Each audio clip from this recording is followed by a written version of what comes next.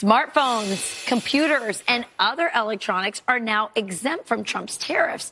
And while some are worried about how this will impact American businesses, the White House says it's all part of the plan to boost domestic production. Here to discuss are two business leaders who agree. Alfredo Ortiz, he's the CEO of Job Creators Network, and Nicole Wolter, she's the president of HM Manufacturing. Welcome to you both. It's so great to have you on such an important topic. I'm going to start with you, Alfredo. You represent or advocate for so many small businesses across America. Talk to me, and I know you're hearing from all those small businesses. How are they taking and processing this whole new tariff environment that we've seen put into motion over the last couple of weeks? Well, good morning, Rachel, and thank you for having me.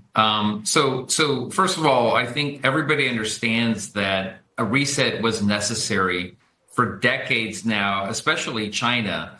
They've been taking advantage of us. We got used to cheap goods from China. You know, we went over there because of hyperinflation during the Carter administration, and we didn't look back. And the American consumer got hooked on these cheap goods from China, especially. And quite frankly, at the cost of hundreds of thousands of American manufacturing jobs. And so I think this reset was completely necessary. I think our small business owners understand that. Of course, there's some concern, right? Because there is always some disruption when there's any kind of reset that takes place, something of this scale, of course.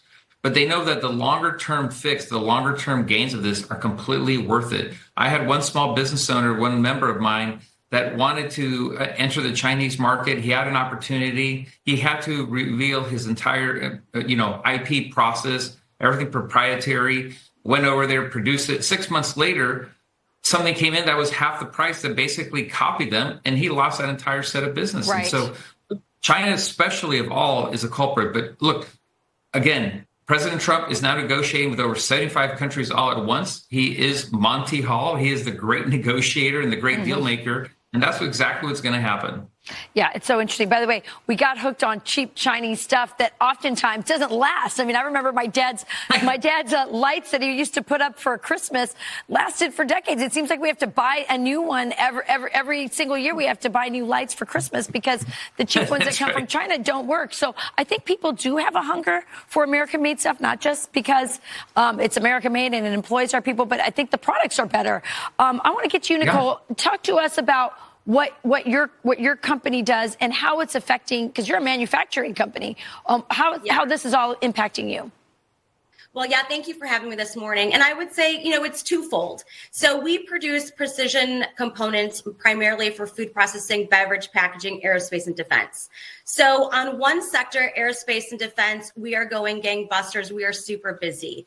On the other side, though, for food processing, beverage, and packaging, we are seeing a holdup of orders just because a lot of our components do go into those OEMs, and those OEMs are being told by their end users, their customers, that they need to hold off since they ship globally until these tariffs kind of work themselves out. On the other hand, though, what's really great that I'm excited about is we are seeing a lot of quoting activity. There is a lot that people are excited for to move production back to the U.S. Really? You're seeing that already, Nicole?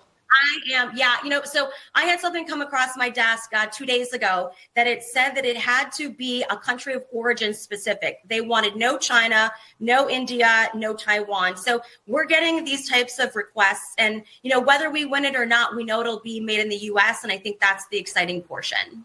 Yeah, that is so interesting. And it'll be interesting to see if this transition from China-based, Asia-based, India-based manufacturing to U.S.-based manufacturing, you say it's serious. Is it durable? That's going to be the question. And I think it will depend on what the administration does. Fascinating conversation with both of you. Hopefully we can have you back in a few months and see how this all shakes out, because you're right, it is still very new and we're all still processing it. Alfredo, Nicole, great conversation. Thanks for joining us. Thank you. Thank you, Rachel. You got it.